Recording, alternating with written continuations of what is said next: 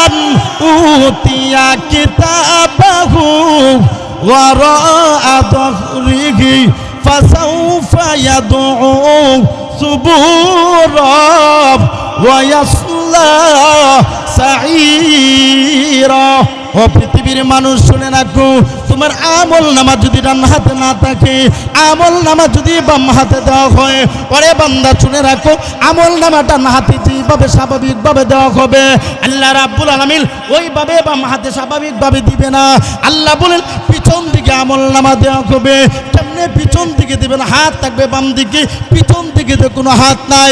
এমনি আল্লাহকে ফেরেশতারা বলবেন, ও মালিক, তার আমল নামা পিছন দিকে কেমনে দিব? পিছন দিকে তো তার কোনো হাত নাই, কেমনে তার আমল নামা দিব? এমনি আল্লাহ ডাক দিয়া বলবেন, রে ফেরেশতারা, তার বুক বরাবর সেদ্রু করিয়া তার বাম হাতটা সামনের দিকে ঢুকায়া দাও এবং পিছন দিকে হাতটাকে বের করো। এমনি করে যখন ফেরেশতারা আল্লাহর বিধান পাওয়ার সাথে সাথে, আল্লাহর বিধান পাওয়ার সাথে সাথে যখন ফেরেশতারা হাতটাকে সামনের দিকে যখন ঢুকায়া দেওয়া হবে, পিছন দিকে যখন বের করা হবে, এমনি করে দেখা যাবে আল্লাহকে ডাক দিয়া বলবেন, ও মালিক, আমল নামা দিয়েছো, ঠিক পিছন দিকে দিয়েছো, আমল নামা দেখতে পারি না, আল্লাহ আমল নামা দেখার ব্যবস্থা করে দাও। এমনি আল্লাহ ডাক দিয়া বলবেন, ফেরেশতারা রে, আমল নামা সে নাকি দেখতে পারে না, তার গাট্টারে মস্কা দিয়া ভাঙ্গা তার চেহারাটা পিছন দিকে নিয়ে যাও। পিছন দিকে যখন নিয়ে যাবেন, এমনি দেখা যাবে আমল নামা পিছন দিকে বাম হাতে দেওয়া হয়েছে। আল্লাহর হাবিব বলে দিয়েছেন, এমন ভাবে চিৎকার শুরু করবে।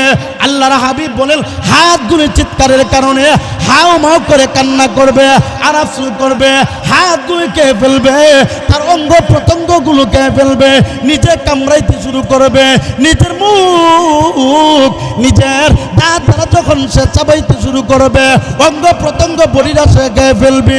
আল্লাহ বলবেন, কোন হয়ে যাও, ফায়াকুন, সাথে সাথে পুরাটা বডি হয়ে যাবে। এমন এক অবস্থা হবে কিয়ামতের দিন যদি আমল নামা বাম হাতে দেওয়া হয়, তাহলে হাসরের দিন জাহান্নাম ছাড়া কোনো উপায় নাই। ওয়ামা খালাকাতুল জিন্না ওয়াল ইনসা ইল্লা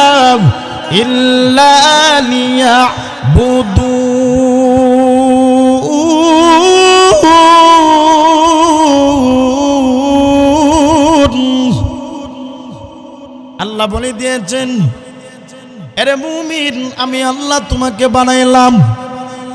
ও মুমিন, আমি তোমাকে এমনিতে বানাইলাই।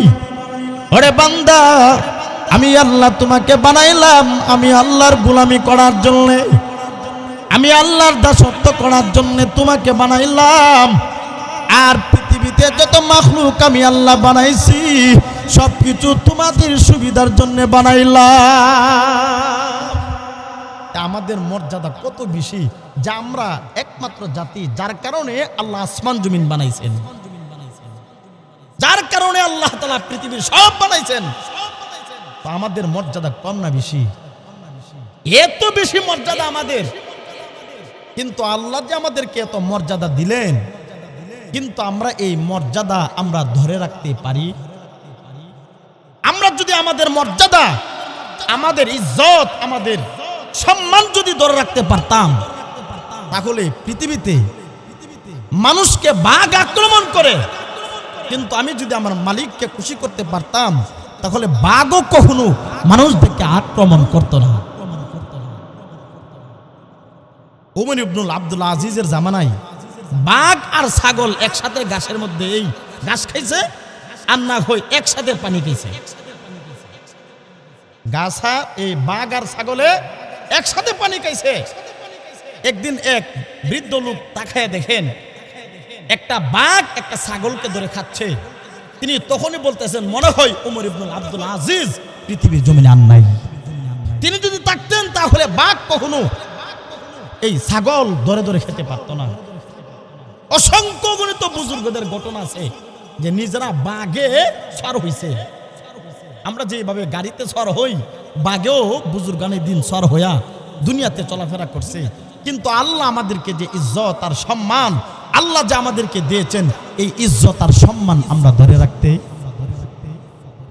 রে পৃথিবীর মানুষ,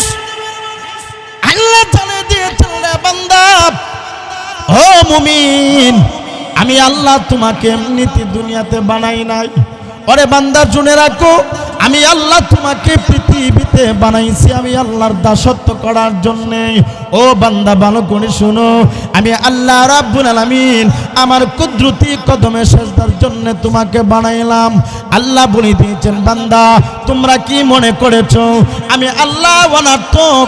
আমি আল্লাহ তোমাকে বানাইলাম। আল্লাহ বলেন, না রে বান্দা, আফা হাসিবতুম আন্নামা খালাকনাকুম আবাতা ওয়া আন্নাকুম ইলাইনা লা তুরজাউন। আল্লাহ বলে দিয়েছেন, রে পৃথিবীর মানুষ, তোমরা কি মনে করেছো আমি আল্লাহ তোমাদেরকে অনার্থক দুনিয়ার জমিনে বানিয়েছি? না রে বান্দা, না, আমি আল্লাহ তোমাকে অনার্থক দুনিয়াতে বানাই নাই। তোমরা কি মনে করেছো আমি আল্লাহ পৃথিবীর জমিনের ভিতরে তোমাকে বানাইলাম আর দুনিয়া থেকে আসতে হবে না? ওয়া আন্নাকুম ইলাইনা লা তুরজাউন। আল্লাহ বলে দিয়েছেন, রে বান্দা তোমরা প্রত্যেকেই কি মনে করেছো আমি আল্লাহর কাছে আর ফিরত আসতে হবে না? আল্লাহ কোন জায়গায় বলে দিয়েছেন ইলাইহি তুরজাউন, প্রত্যেকে কিন্তু তোমাদের রবের দিকে ফিরত আসতে হবে। কোন জায়গায় আল্লাহ বলে দিয়েছেন ইলাইহিন নুশুর। ওরে মুমিন, সেখানে গিয়ে তোমাদের আবার আল্লাহর সামনে তোমরা জমা হতে হবে। এমনকি আল্লাহ জানায়া দিলেন, রে পৃথিবীর মানুষ, আমি আল্লাহ তোমাকে এমনিতে দুনিয়ার জমিনে সৃষ্টি করি নাই। লক্ষ্য উদ্দেশ্য হলো, রে বান্দা আমি আল্লাহর কুদরতি কদমে সেজদা করবি, আমি আল্লাহকে ডাকবি। এর জন্য বান্দা তোরে জবান দিলাম, আমি আল্লাহকে ডাকবি, আমি আল্লাহ জবান দিলাম। ও বান্দা শুনে রাখো, আমি আল্লাহর যদি তোমরা না শুকরিয়া আদায় করো, রে বান্দা শুনে রাখো, হাসরের দিন তোমাদের প্রত্যেকই কিন্তু আল্লাহর কাঠগড়ার সামনে দাঁড়ায়া আল্লাহর কাছে জবাব দিতে হবে। আল্লাহ রাব্বুল আলামিন বলে দিয়েছেন, কুল্লু নাফসিম বিমা কাসাবাত রাহিনা। ও বান্দা শুনে রাখো, তোমরা তোমাদের কৃতকর্মের কারণে আমি আল্লাহর কাঠগড়ার সামনে তোমরা আটকা পড়ে যাবে। ও বান্দা শুনে রাখো, আর দুনিয়ার জমিনে যা কিছু করো সব কিছু আমি আল্লাহ তোমাদেরকে বুঝাইয়া দিব। আল্লাহ হাসর দিন আমাদের কৃতকর্ম যা আছে সব আল্লাহ আমাদেরকে বুঝিয়ে দিবেন। সমস্ত কৃতকর্ম কিরামান কাতিবিনা ইয়ালামুনা মা তাফআলুন, সব কিছু সংরক্ষণ করা হচ্ছে। মা ইয়ালফিযু মিন কাউলিন ইল্লা লাদাইহি রাকীবুন আতীদ, সব কিছু রেকর্ড করা হচ্ছে। দুনিয়ার জমিনে নোংরা পৃথিবীতে যদি এই যে ক্যামেরা দিয়া ভিডিও হচ্ছে না, দুনিয়ার জমিনে যদি আহকামুল হাকিমিন এই ভিডিও করার মতো, ক্যামেরা বানানোর মতো বৈজ্ঞানিকদেরকে যে মেধা শক্তি দিতে পারেন, তো আল্লাহ রেকর্ড করতে পারেনি। কথা বলেন, রেকর্ড করতে পারে। মা ইয়ালফিযু মিন কাউলিন ইল্লা লাদাইহি রাকীবুন আতীদ, শুধু অডিও রেকর্ড না, ভিডিও রেকর্ড করতে পারে। ইয়াউমা ইদিন তুহাদ্দিসু আখবারাহা, ওই দিন আল্লাহ পৃথিবীর জমিন সব কিছু ভিডিও ফুটেজ হাসরের দিন আল্লাহর কাঠগড়ার সামনে তুলে ধরবেন।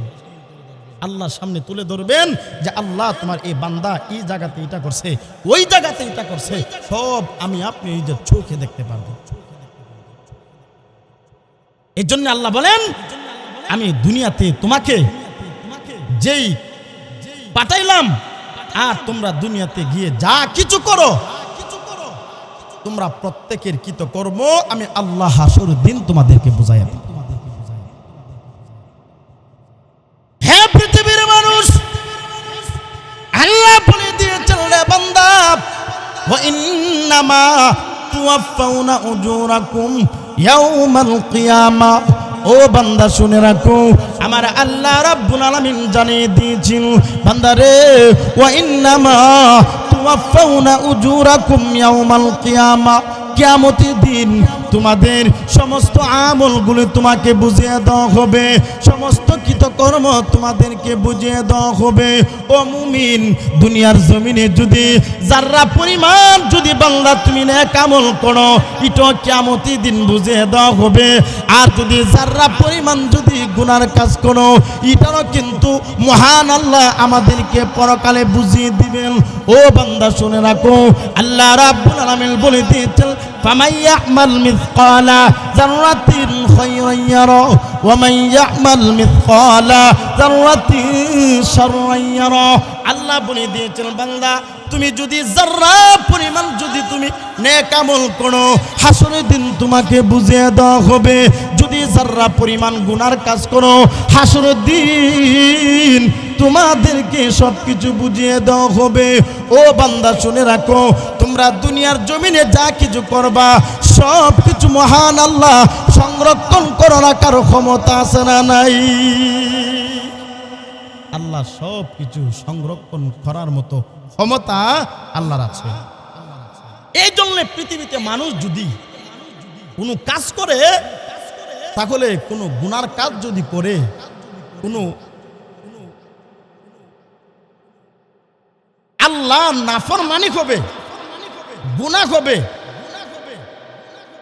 কৃতকর্মগুলার সব কিছু আল্লাহ তাআলা রেকর্ড করতেছেন। এবং এইগুলা আল্লাহ পাক হাসর দিন আমার আপনার সামনে যখন বুঝিয়ে দেওয়া হবে, তখন আমি আপনি যদি অস্বীকার করি আমরা এই সমস্ত কাজকর্মগুলা করি নাই, তাহলে ওই দিন আল্লাহ তাআলা আমাদের ব্যাপারে আমাদের বিরুদ্ধে 4টা সাক্ষী দাঁড় করাবেন। কয়টা সাক্ষী? 4টা। একটা সাক্ষী জানি আপনি মানলেন না, 2 নম্বর সাক্ষীও মানলেন না, 3 নম্বর সাক্ষীও আপনি মানলেন না, এইভাবে 4 সাক্ষীকে তো একসাথে না মানার কোনো কথা আসে না। দুনিয়ার জমিনের সাক্ষী যদি যার টাকা বেশি তার পক্ষে সাক্ষী বেশি, কথা বলেন আছে না নাই? আপনার টাকা নাই, আপনার পক্ষে কোনো সাক্ষী নাই। আপনার বিরুদ্ধে মামলা করা হয়েছে, আদালতে আপনাকে উঠানো হয়েছে, আপনার প্রতিপক্ষ যার টাকা বেশি আছে তারা টাকা দিয়া সাক্ষী কিনা নিয়ে আদালতে দাঁড় করাবে। হাসর দিন এই সুযোগ থাকবে? হাসর দিন এই সুযোগ থাকবে না। 1 নম্বর সাক্ষী আল্লাহ বলে দিয়েছেন, 1 নম্বর সাক্ষী হলো যে আমাদের আমল নামা 1 নম্বর সাক্ষী আমাদের বিরুদ্ধে চলে যাবে। 2 নম্বর সাক্ষী এই জমিন আমার আপনার বিরুদ্ধে সাক্ষী দিবেন। 3 নম্বর সাক্ষী হলো কিরামান কাতিবিন যে ফেরেশতা আছে তারা। 4 নম্বর সাক্ষী হলো আমাদের অঙ্গ প্রত্যঙ্গ গুলাও আমার আপনার বিরুদ্ধে সাক্ষী দিতে থাকবেন। এই অঙ্গ প্রত্যঙ্গ যদি সাক্ষী আমাদের বিরুদ্ধে দেয় তো যাওয়ার মতো জায়গা থাকবো? কথা বলেন। আল ইয়াউমা নাখতিমু আলা আফওয়াহিহিম ওয়া তুকাল্লিমুনা আইদিহিম ওয়া তাশহাদু আরজুলুহুম বিমা কানু ইয়াকসিবুন। ও বান্দা শুনে রাখো, কিয়ামতের কঠিন ময়দানে আমার আপনার বিরুদ্ধে যখন হাত চলে যাবে, পা যখন আমার আপনার বিরুদ্ধে চলে যাবে, জবানও আমার আপনার বিরুদ্ধে চলে যাবে, হাত আল্লাহর কাছে আমার বিরুদ্ধে সাক্ষী দিবেন। আপনার বিরুদ্ধে যখন সাক্ষী দিতে শুরু করবেন, হাত ডেকে ডেকে বলবেন, ও দয়ার মালিক আমার কোনো অপরাধ নাই, আমার কোনো শক্তি ছিল না, সে যদি ব্যবহার না করত, আমার কোনো শক্তি ছিল না, অপর অন্যায়ের উপর জুলুম করত, হাত দ্বারা মানুষকে আঘাত করত, কিন্তু মালিক আমার কোনো দোষ নাই, আল্লাহ আমি তার বিরুদ্ধে সাক্ষী দিলাম, সে অন্যায় কাজের ভিতরে জড়িত ছিল। পাগুলো আমার আপনার বিরুদ্ধে যখন বিরুদ্ধে চলে যাবেন, পা ডেকে ডেকে বলবে, ও দয়ার মালিক আল্লাহ আমার কোনো ক্ষমতা ছিল না, সে যদি হাইটা না যাইতো, ওগো আল্লাহ জবানগুলি আমার আপনার বিরুদ্ধে সাক্ষী দিতে শুরু করবেন, আল্লাহ আমার কোনো দোষ ছিল না, সে জবান দ্বারা অপরকে গালি দিয়েছে, অপরের সমালোচনা করেছে, এই জন্য আমি অপরাধী হয়ে গেছি। যেই দিন আমার হাত পা অঙ্গ প্রত্যঙ্গ গুলা সাক্ষী দিতে শুরু করবেন, ওই দিন আর কোনো কিছু করার থাকবে না। কোথায় পাবো সাক্ষী? আমার পক্ষে তো আর কোনো সাক্ষী থাকবে না, আমার আপনার পক্ষে কোনো সাক্ষীর কোনো ব্যবস্থা করা হবে না, কোনো কোনো কিছুর ব্যবস্থা করা হবে না। আহকামুল হাকিমিন রব্বুল আলামিন কাহারিয়তের মিজাজ রূপ ধারণ করে ওই দিন দাঁড় হবেন। ওই দিন কোনো মানুষের কোনো কিছু করার থাকবে না, কেউ সাহস পাবে না আল্লাহর কাছে সুপারিশ করতে, কারো কোনো অবস্থা হবে না। এই জন্যে আমি আপনি যদি দুনিয়ার জমিনে যা কিছু করি সব কিছু কিন্তু বুঝে শুনে করতে হবে। যা কিছু করি সব কিন্তু বুঝে শুনেই করতে হবে, না হয় হাসরের দিন রক্ষা পাবো না, আমাদের কোনো উপায় থাকবে না। বলেন যে হাত, যে হাতের জন্য এত মায়া, শীতের সময় হাতে ঠান্ডা লাগবো, ফজরের নামাজও আসি না, ঠান্ডা পানি দিয়ে উযু করলে হাতে ঠান্ডা লাগবো, মুখে ঠান্ডা লাগবো, পায়ে ঠান্ডা লাগবো। এই হাত যদি আমার আপনার বিরুদ্ধে সাক্ষী দেয় যাবো কই? যে হাতের জন্য এত মায়া, যে হাতের জন্য এত দরদ, যে পায়ের জন্য এত দরদ, যে মুখের জন্য, যে বডির জন্য এত দরদ, কিন্তু ওই বডি যদি আমার আপনার বিরুদ্ধে চলে যায় তখন তো আর কোনো কিছু করার থাকবে না। এই জন্য আল্লাহ বলেন ওয়া ইন্নামা তুওয়াফাউনা উজুরাকুম ইয়াউমাল কিয়ামাহ। ও মুমিন শুনে রাখো, কিয়ামতের দিন তোমার আমল তোমাকে বুঝিয়ে দেওয়া হবে, তোমার আমলগুলো তোমারে বুঝিয়ে দেওয়া হবে। যা কিছু করেছো, অন্যায় করেছো তোমারে বুঝিয়ে দেওয়া হবে, নেক আমল করেছো তোমাকে বুঝিয়ে দেওয়া হবে, তুমি অপরাধ করেছো তোমাকে বুঝিয়ে দেওয়া হবে, নামাজ পড়েছো তোমাকে বুঝিয়ে দেওয়া হবে, তুমি জুলুম করেছো, অন্যায় করেছো, অপরের হক তুমি নষ্ট করেছো, সব কিছু তোমাকে বুঝিয়ে দেওয়া হবে। আল্লাহ বলেন, আল্লাহ রাব্বুল আলামিন বলেন যারা পরিমাণ যদি তুমি অপরাধ নিয়ে যাও এটাও তোমাকে বুঝিয়ে দেওয়া হবে, যারা পরিমাণ যদি নেক আমল নিয়ে যাও এটাও তোমাকে বুঝিয়ে দেওয়া হবে। ও মানুষ, হাসরের দিন সবচেয়ে সফল হলো তারা যাদেরকে জান্নাতের ভিতরে আল্লাহ ঢুকাইবে। সবচেয়ে সফল হইল তারা যাদেরকে আল্লাহ জান্নাতে ঢুকাইবে। সুবহানাল্লাহ বলতেন না?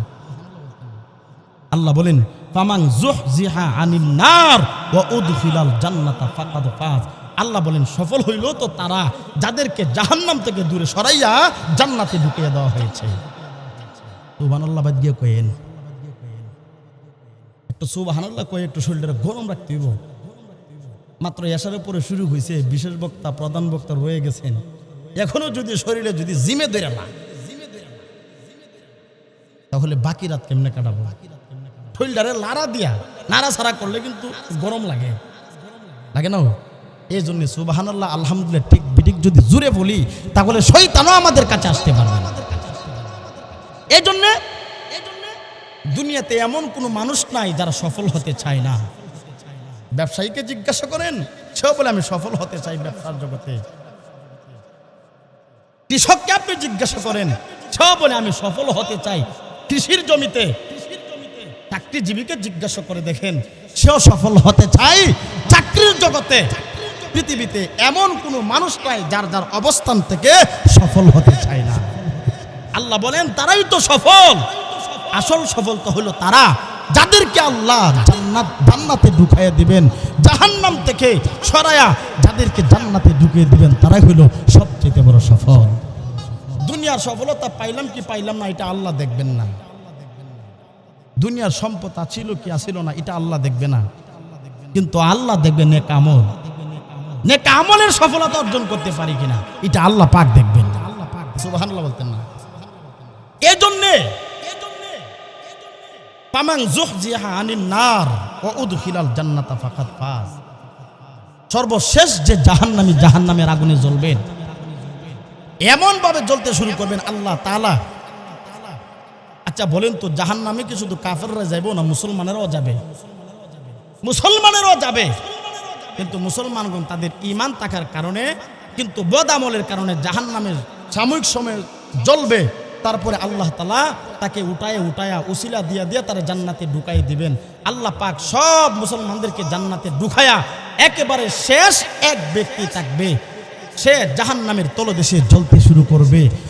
আর আল্লাহ তাআলা তাকে বিভিন্নভাবে বাহানা তালাশ করতে থাকবেন যে দেখি তার কোনো উসিলা দিয়া নিয়ে জান্নাতে ঢুকাই দিতে পারি। হাদিস শরীফে আসছে সর্বশেষ ব্যক্তি, এরপর আল্লাহ জাহান্নামের দরজা তালা দিয়ে দিবেন, আর কোনোদিন জাহান্নামের দরজা খুলবে না।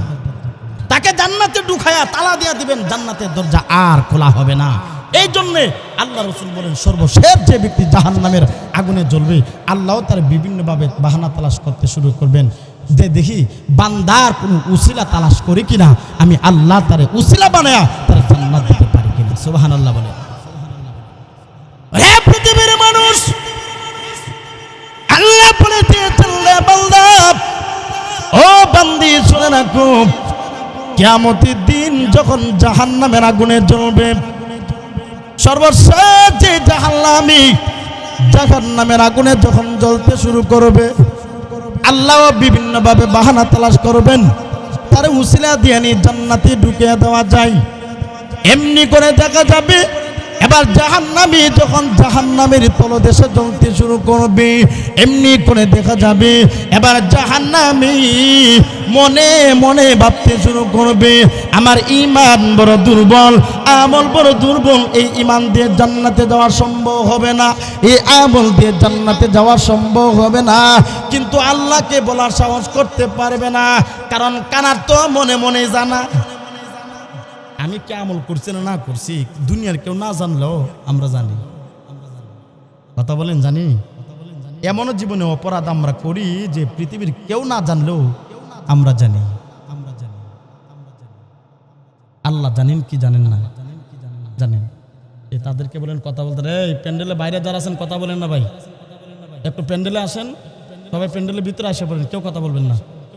তো জান্নাতের ভিতরে সে যাইতে চাইবে কিন্তু ঈমান দুর্বল, যার কারণে আল্লাহর সাহস করতে পারবে না।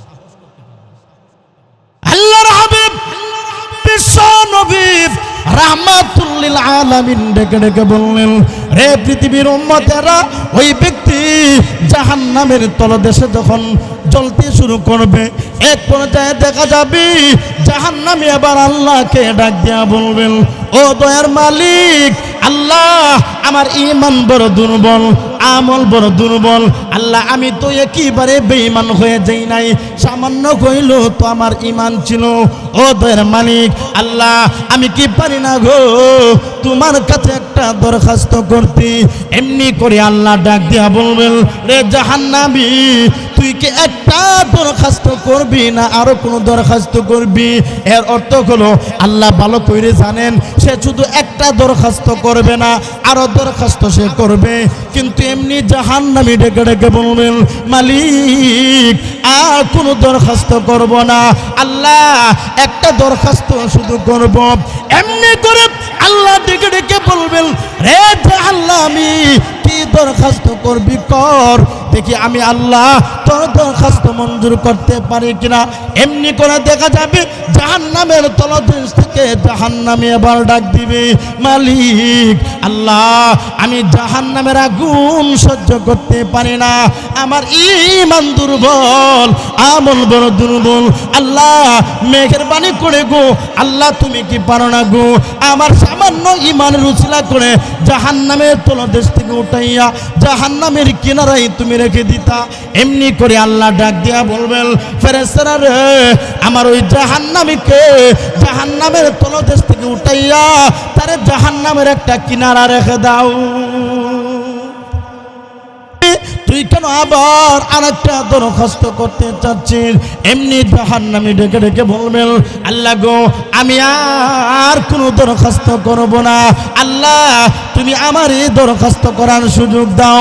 এমনি আল্লাহ ডাক দিয়া বলবেন, তুই কি সত্যি বলছস নাকি মিথ্যা? এমনি জাহান্নামী ডেকে ডেকে বলবেন, মালিক আর কোনো দরখাস্ত করব না, আল্লাহ একটা দরখাস্ত করব, আল্লাহ মেহেরবানি করে গো আল্লাহ তুমি আমার দরখাস্ত করার সুযোগ দাও। এমনি আল্লাহ ডাক দিয়া বলবেন, জাহান্নামী রে, আবার কি দরখাস্ত করবি কর। এমনি জাহান্নামে আবার ডাক দিয়া বলবেন, ও দয়ার মালিক আল্লাহ, আল্লাহ গো, আমি তোমার কাছে আর একটা দরখাস্ত করব। আল্লাহ, আমার তো সামান্য হইল ঈমান আছে, আমার ঈমান বড় দুর্বল, আমল বড় দুর্বল, আমি তো জান্নাতে যেতে মন চাই, কিন্তু ঈমান দুর্বলের কারণে, আমল দুর্বলের কারণে আমি জান্নাতে যেতে পারি না।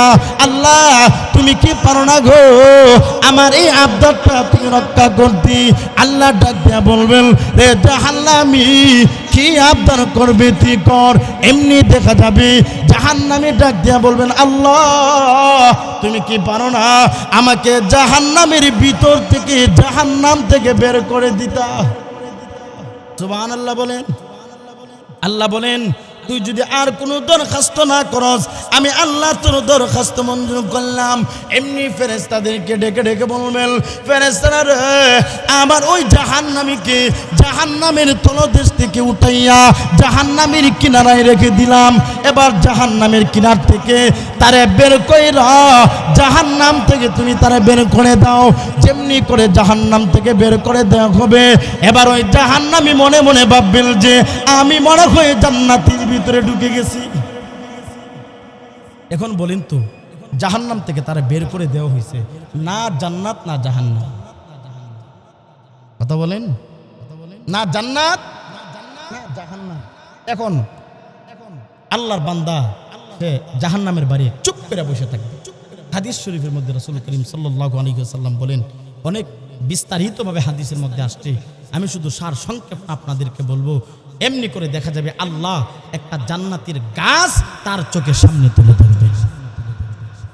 সে মনে মনে ভাববে যে এটা মনে হয় জান্নাত না, ওইটা মনে হয় জান্নাত। আবার আল্লাহকে ডাকতে শুরু করবেন। সুবহানাল্লাহ বলেন। প্রভু, আয় আল্লাহ, আমি জানি গো আমার ঈমান বড় দুর্বল, আমল বড় দুর্বল, আমার মনে চায় জান্নাতে ঢুকার, কিন্তু জান্নাতে যাওয়ার মতো ক্ষমতা নাই। আমি যে ঈমান নিয়ে এসেছি, যে আমল নিয়ে আমি এসেছি, আমার কোনো ক্ষমতা নাই। আমি জান্নাতে ঢুকবো। আল্লাহ, ওই যে গাছ দেখা যায়, গাছের নিচে গো আল্লাহ তুমি আমাকে রেখে দাও। আল্লাহ আবার ডাক দিয়া বলবেন, রে জাহান্নামী, তুই না বলেছস আর কোনো দরখাস্ত করবি না? ওয়াদা বারবার ভঙ্গ হইতেছে নি? কথা বলেন। আচ্ছা, ওয়াদা ভঙ্গ করা কি জায়েজ? কিন্তু আরেকটা কথা মনে রাখেন, গুনাহ নেকি সব দুনিয়াতে, পরকালে গুনাহও নাই, সবও নাই। পরকালে গুনাহও নাই, সবও নাই। এখন ওয়াদা ভাঙলো, এই ওয়াদার কোনো গুনাহ নাই। কিন্তু আল্লাহ আর বান্দার সাথে গভীর সম্পর্ক হচ্ছে। আল্লাহর কাছে যত চাইব, আল্লাহই তত কুদরতি ভাবে আল্লাহ তাআলা কোলে টেনে নেবেন। আমরা আল্লাহর কাছে চাইতে চিনি না, আমরা চাইতে জানি না আল্লাহ তাআলার কাছে। অথচ দেখবেন কোনো বাবার সন্তান যদি কোনো বাবাকে বারবার বলে, বাবা ওইটার নাম কি, বাবা ওইটার নাম কি, অনেক সময় আমাদের বাচ্চারা বলে কি বলে না? তো বলেন তো, যখন এইভাবে বারবার যখন বলতে থাকবে, তখন কি রাগ হয় নাকি আরো আনন্দ লাগে? আনন্দ লাগে, বারবার কোলে টেনে নেয়। বারবার বলার কারণে যখন দুইবার তিনবার বলছে, বলার পরে দেখা যাবে আবার বাবা তার কপালে চুম্বন করে। কথা বলেন ঠিক কিনা? কেন?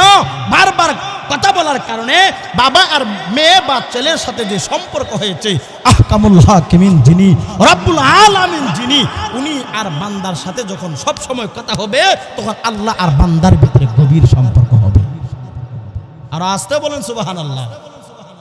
আল্লাহ বলবেন, কিরে তুই না বলেছিস আর দরখাস্ত করতি না?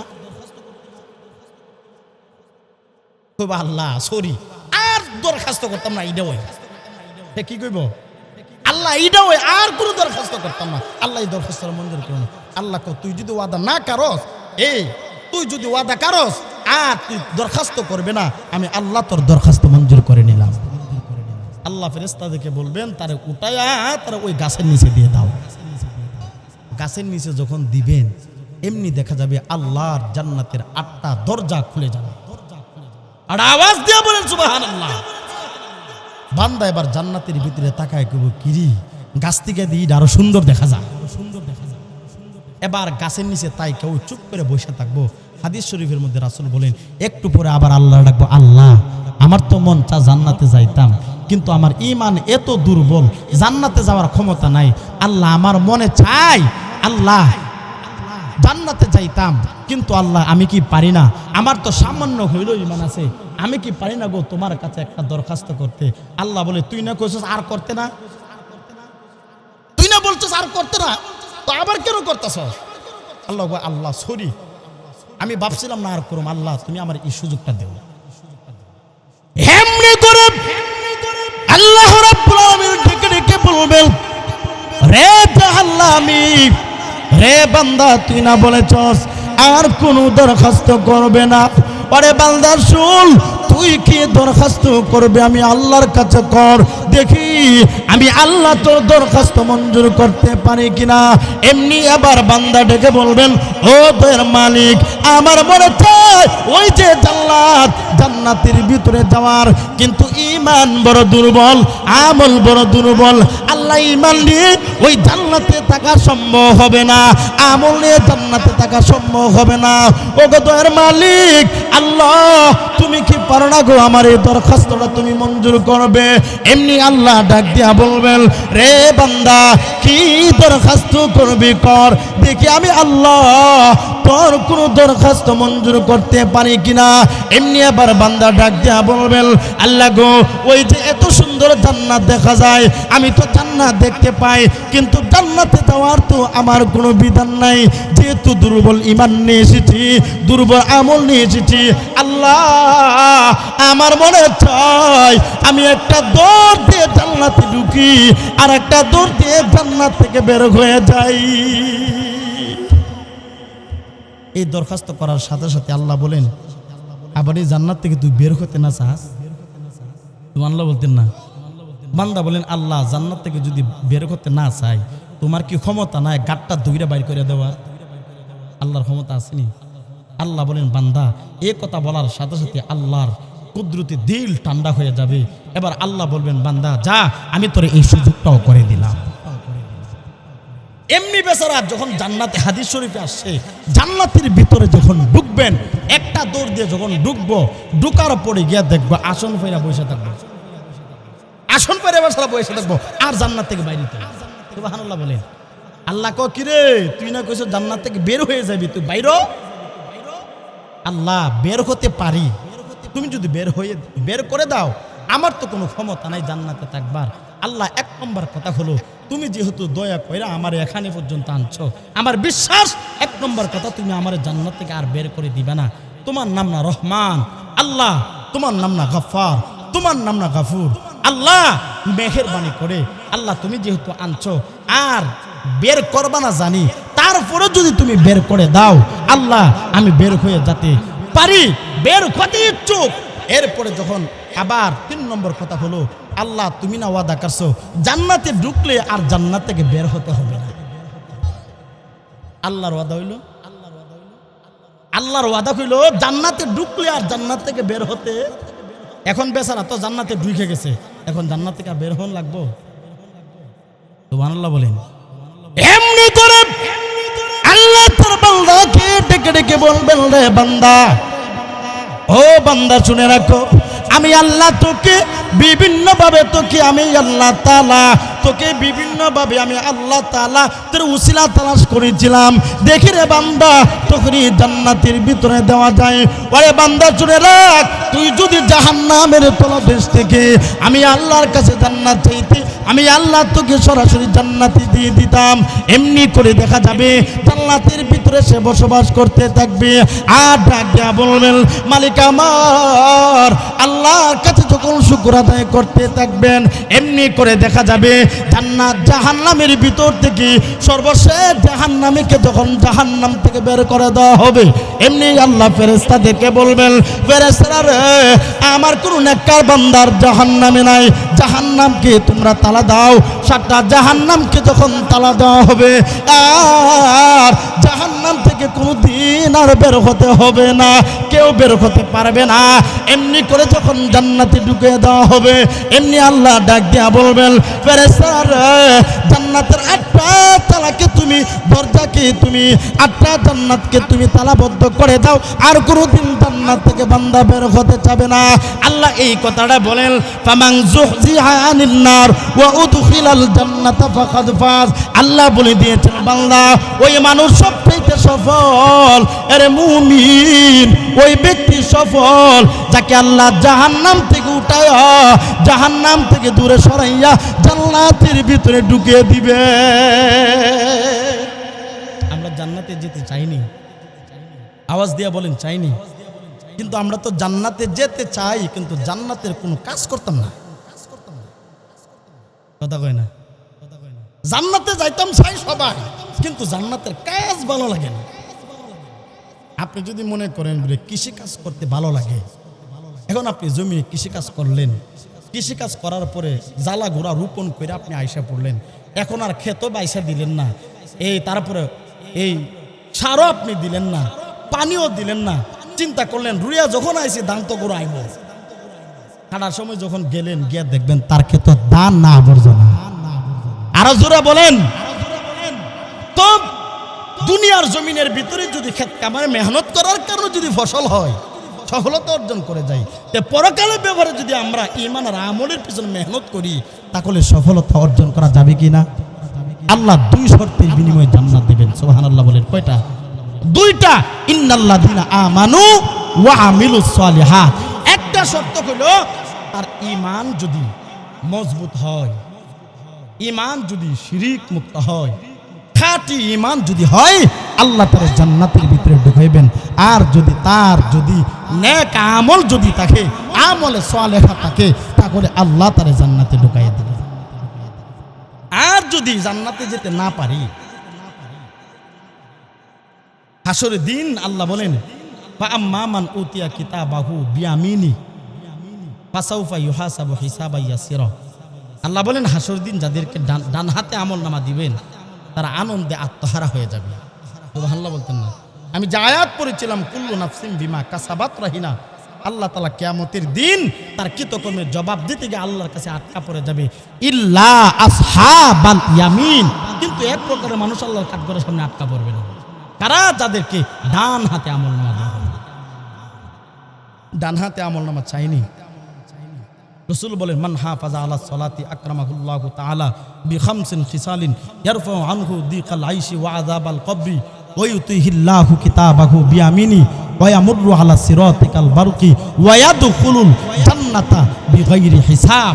আল্লাহ বলে দিয়েছেন 5টা কাজ যদি তুমি করতে পারো, এই তুমি যদি 5 ওয়াক্ত নামাজ যদি পড়তে পারো, আল্লাহ তাআলা তোমাকে বিনা হিসাবে জান্নাত দিয়ে দিবেন। فأما من أوتي كتابه بيمينه فسوف يحاسب حسابا يسيرا وينقلب إلى أهله مسرورا। আল্লাহ বলেন যাদের ডান হাতে আমলনামা দিবেন, তারা আনন্দে আত্মহারা হয়ে যাবে। সুবহানাল্লাহ বলেন। আনন্দে আত্মহারা হয়ে লাফাইতে শুরু করবে। লাফাইতে লাফাইতে তার আত্মীয় স্বজনের কাছে গিয়ে বলবে, দেখো আমি যে দুনিয়াতে আল্লাহর বিধান মানেছিলাম, আল্লাহ খুশি হইয়া আমার ডান হাতে আমলনামা দিয়েছেন। রে পৃথিবীর মানুষ, আল্লাহ রাব্বুল আলামিন জানিয়ে দিয়েছেন, রে বান্দা, কিয়ামতের দিন তুমি যখন আল্লাহর কাঠগড়ার সামনে দাঁড় করানো হবে, আরে মুমিন শুনে রাখো, কিয়ামতের দিন তোমাকে যখন আল্লাহর কাঠগড়ার সামনে জবাব দেওয়ার জন্য যখন দাঁড় করানো হবে, ওরে বান্দা, আল্লাহ বলেন কুল্লু নাফসিন বিমা কাসাবাত রাহিনা। কিয়ামতের দিন তুমি তোমার কৃতকর্মের কারণে মহান আল্লাহর কাছে তুমি আটকা পড়ে যাবে, ইল্লা আসহাবাল ইয়ামিন। আল্লাহ বলে দিয়েছেন, ওরে বান্দা, এক শ্রেণীর মানুষ যাদেরকে ডান দিকে দাঁড় করানো হবে, আল্লাহ বলে দিয়েছেন তাদেরকে আল্লাহর কাঠগড়ার সামনে দাঁড় হতে হবে না। আল্লাহ বলে দিয়েছেন ফাসাউফা ইউহাসাবু হিসাবান ইয়াসিরা। আম্মা হাসান আয়েশার কাছে এই আয়াতের তাফসীর জানার জন্য একদল মানুষ গিয়ে বলেন, আয়েশা রে, আল্লাহ রাব্বুল আলামিন ফাসাউফা ইউহাসাবু হিসাবান ইয়াসিরা দ্বারা আল্লাহ কি বুঝাতে চেয়েছেন? আম্মা জান আয়েশা বলেন, ও জগতের মানুষেরা, আল্লাহ বুঝাতে চেয়েছেন যার আমল নামা ডান হাতে দেওয়া হবে আল্লাহ বিনা হিসাবে তার জান্নাত দিয়ে দিবে। তাহলে ডান হাতে আমল নামা পেতে হলে তাহলে এই পরিমাণের কাজ দুনিয়াতে করা লাগবে না লাগবে না? আওয়াজ দিয়ে বলেন, লাগবে না লাগবে না? এখন ডান হাতে আপনি যদি মনে করেন আপনি ঢাকা যাইবেন, কই যাইবেন? ঢাকা যাইবেন। ঢাকা গিয়া মনে করেন আপনার বাসস্থান হলো গুলিস্তান, কই গুলিস্তান। আপনি গুলিস্তানের রোডে না হাইটা আপনি যদি বগাদির কাছে গিয়া যদি বিআরটিসি বাস আছে বা বিভিন্ন গাড়ি আছে, অবিলাস আছে, এগুলাতে না ওইটা যদি আপনি যদি ও যে বাঞ্চারামপুরের রোডে আডেন, আপনি ঢাকা যাইবেন না? কই যাবেন? ঢাকা যাইবেন। কিন্তু আপনি তো এই দিকে না হাইটা আপনি তো বাঞ্চারামপুর যাবেন। কথা বলেন ঠিক কিনা? ঠিক। মানুষ হলো ভোকা যারা জান্নাতে যেতে চায় কিন্তু জান্নাতের রাস্তায় হাঁটতে চায় না। সবচেয়ে বড় বোকা হলো মানুষ। কারণ আমি জান্নাতে যেতে চাই কিন্তু জান্নাতের কাজ আমার কাছে ভালো লাগে না, জান্নাতের রাস্তা অবলম্বন করতে ভালো লাগে না, জান্নাতে কাজ করব, আল্লাহর বিধান মানবো, এইগুলা ভালো লাগে না, কিন্তু মুখে বলি আমি জান্নাতে যেতে চাই। কথা বলেন, মুখে আর অন্তরে মিল আছে? মুখে আর অন্তরে মিল না থাকা হইল মুনাফিকের কাজ। যার মুখে আর অন্তরে মিল নাই এর নাম হইল মুনাফিক। সাহাবীরা নবীর কাছে গিয়ে কইতো, রাসূল আমি আপনাকে সবচেয়ে বেশি ভালোবাসি। যখন যুদ্ধের ময়দানে যাইতেন মুনাফিকেরা এই কিছু সাহাবীর নাম দিয়া মুনাফিকেরা থাকতেন, তার রাস্তায় গিয়ে আলাদা হয়ে যেত। কাছে বলতো এক প্লেটে খানা খাইছে, এক দস্তরখানায় বসছে, এক প্লেটে খানা খাইছে, একসঙ্গে জিহাদের ময়দানে দিকে রওনা। রাস্তায় যাওয়ার পরে মুনাফিকরা নবীর কাছ থেকে আলাদা হয়ে গেছে। অথচ মুখে আর দিলে কি সমান? এই জন্য মুখে আর দিলে যাদের সমান নাই তারা হইল মুনাফিক। আর যদি জান্নাতে যেতে না পারি, ডান হাতে যদি আমল নামা না থাকে, উপায় থাকতো না হাসরে।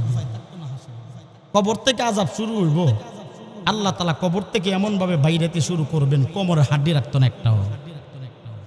হাদিস শরীফের মধ্যে নবী বলেন যারা গুনাহ নিয়ে কবরে যাবে এইভাবে নবীজি আঙ্গুল দেখায় বলেন একটা আঙ্গুলে এইভাবে আঙ্গুলে ঢুকছে যে পরিমাণে ছাইপা গেছে, ঠিক তেমনি ভাবে বান্দা কোনো মানুষ যদি গুনাহ নিয়ে কবরে যায়, কবরে মাটি এমন ভাবে চাপ দিবে এক পাজরে হাড় অপর পাজরে ঢুকে যাবে।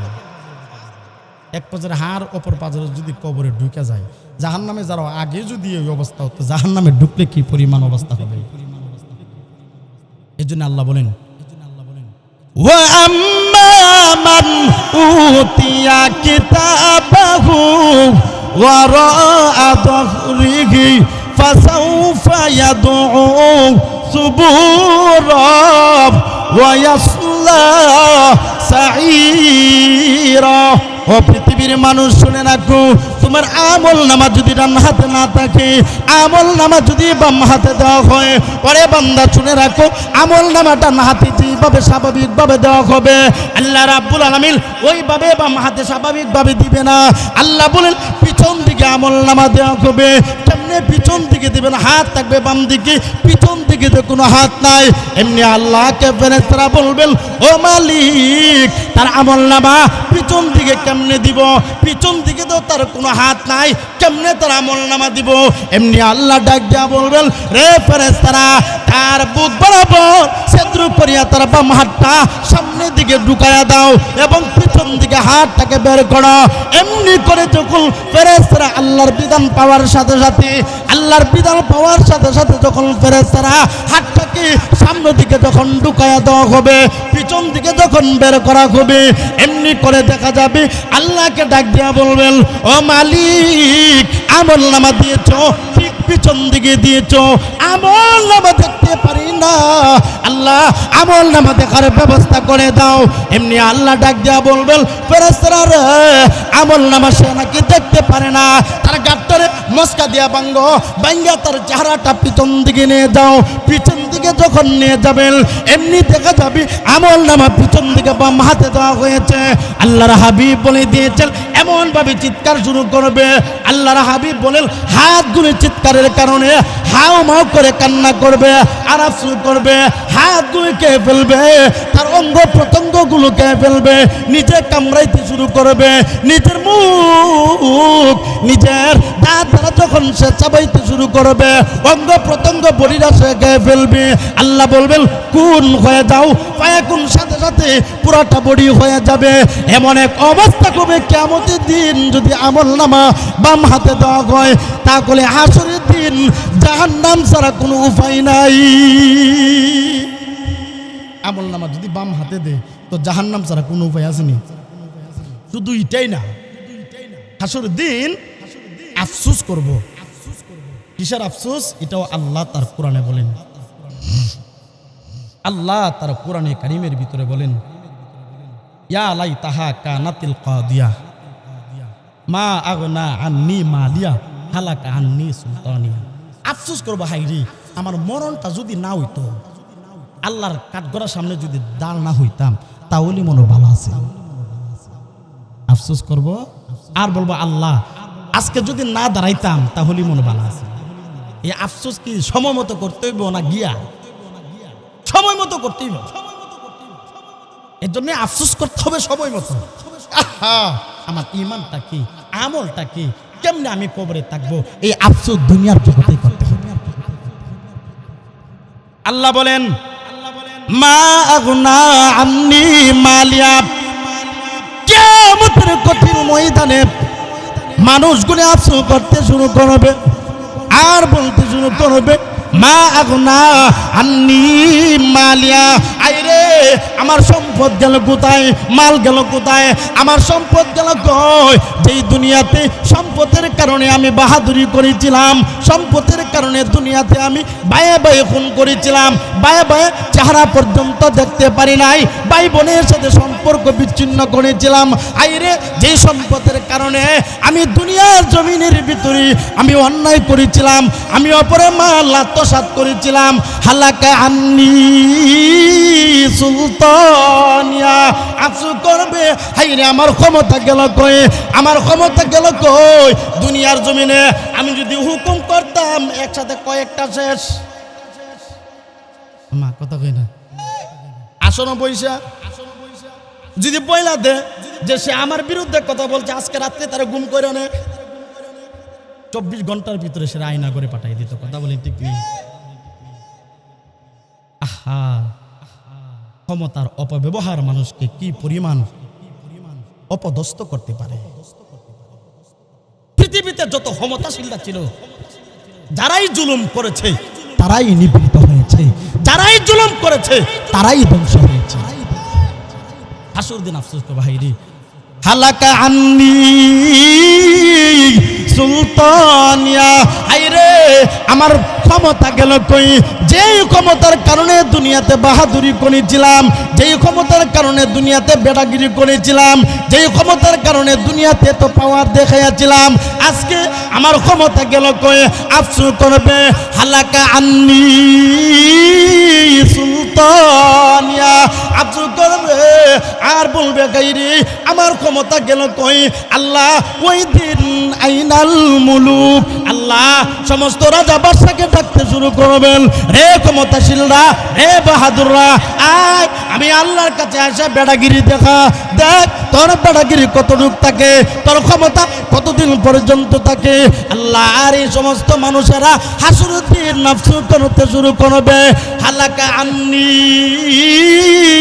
সুলতানিয়া।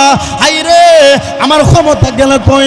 আজকে যদি ক্ষমতা পাওয়ার পরে যদি আমি কুরআন মোতাবেক চলতাম, হাদিস মোতাবেক চলতাম, মানুষের উপর যদি অন্যায় বিচার না করতাম, আজকে আমার এই অতপতন হতো না, অপদস্থ হতো না। আফসোস করবে, কিন্তু আফসোস করলেও আর কোনো কিছু করার নাই। আফসোস করলেও আর কোনো কিছু করার নাই। এই জন্য আসুন, আমি যে খুতবাতে যে আয়াত পড়েছিলাম, মানুষ 4টা কারণে জাহান্নামে যাবে, এই 4 কারণ বইলে আমার আলোচনা শেষ।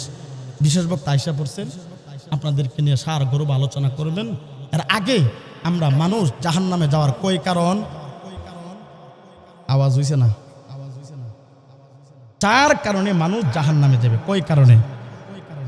আনিল মুজরিমিনা মা সালাকাকুম ফি সাকার।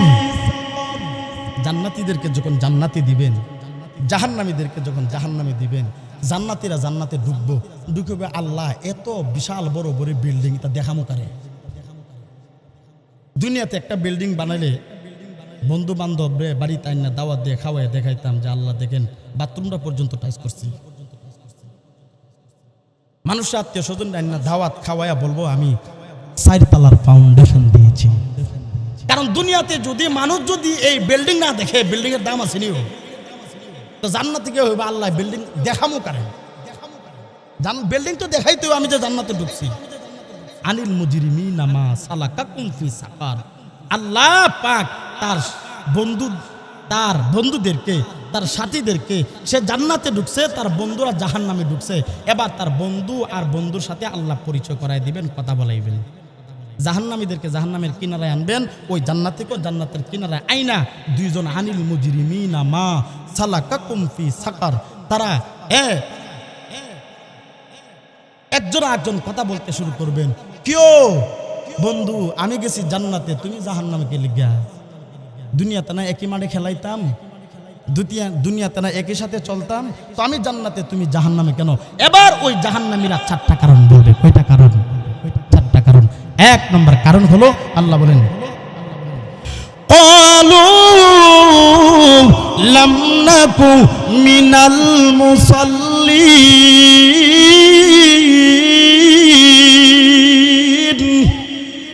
কারণ কয়টা? 4টা। এখানে কটা? একটা। ক্বালু লাম নাকু মিনাল মুসাল্লিন, আল্লাহ দুনিয়াতে মুসল্লি ছিলাম না, এর অর্থ হলো আল্লাহ দুনিয়াতে নামাজ পড়তাম না। জাহান্নামে যাওয়ার প্রথম নম্বর কারণ কি? এখন আমরা যারা এখানে আছি বুকে হাত দিয়া বলি তো কয়জন এসে নামাজ পড়াইছি? আলহামদুলিল্লাহ, আলহামদুলিল্লাহ। পড়তে হবে, ঠিক কিনা? পড়তে হবে। কারণ জাহান্নামে যাওয়ার 1 নম্বর কারণ হইল ক্বালু লাম নাকু মিনাল মুসাল্লিন। 1 নম্বর কারণ হইল নামাজ না পড়া। নামাজ লাগবে, নামাজ ছাড়া জান্নাতে যাওয়া সম্ভব হবে না। এখন আসুন, নামাজ পড়লেই হবে? নামাজের মতো নামাজও পড়তে হবে। কিছু মানুষ দলিল দেয় যে এই নামাজ পড়ে কি তো হইতো, নামাজের হতো, নামাজের মতো নামাজ না পড়তে পারলে বলে কি বলে না? আইরে ফুকাহায়ে কেরামগণ লেখেন, তুমি দেখা দেখি নামাজ পড়ো, এক সময় দেখবা তোমার ভিতরে খুলুসিয়ত এসে গেছে। এখন নামাজ যে পড়ি কোন রকম রুকু সেজদা দিই, রুকু সেজদা গিয়া যে তাসবিহ পড়তে হইব, আল্লাহ এই তাসবিহগুলো আমরা সহিশুদ্ধভাবে পাঠ করতে পারি?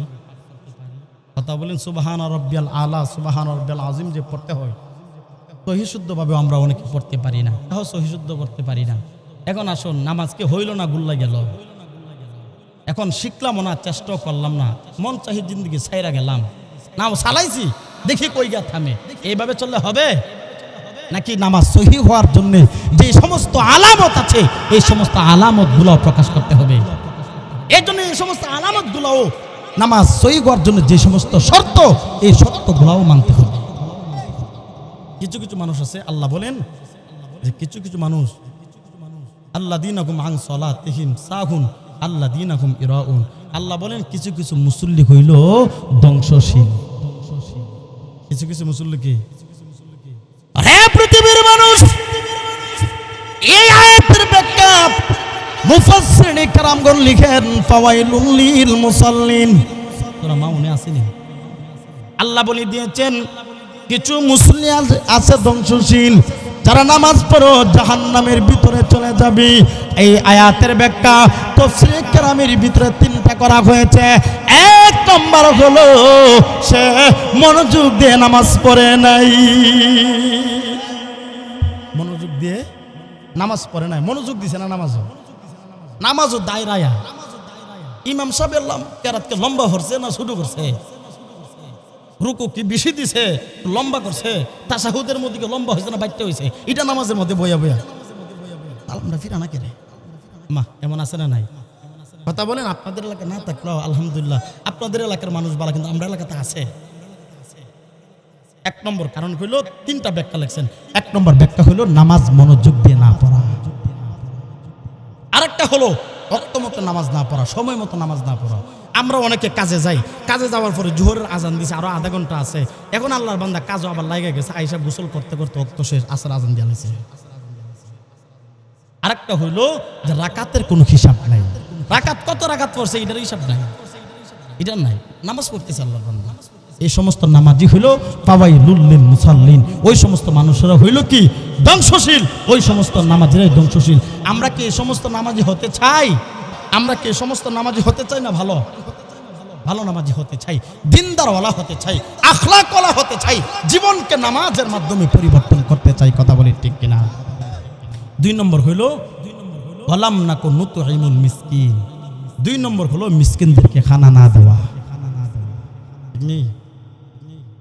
মিসকিনদেরকে খাবার না দেওয়া, গরিব মিসকিনদেরকে দান খেরাত না করে। অনেকে সম্পদ নিয়ে বসে আছে, অপর একটা ভাই খাইলো কি খাইলো না এটা দেখার টাইম নেই। এমন হয় কি হয় না? নবীজি বলেন তুমি যদি গোস্ত পাকাও তাহলে গোস্তের ভিতরে জুল লম্বা করে দাও, তোমার প্রতিবেশীকে তুমি গোস্তের জুল হইলে দাও।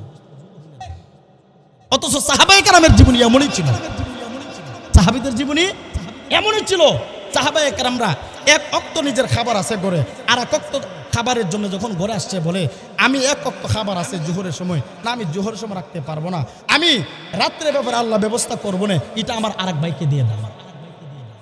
ওয়া ইয়াত্তাকিল্লাহ ইয়াজআল লাহু মাখরাজা ওয়া ইয়ারযুকুহু মিন হাইসু লা ইয়াহতাসিব।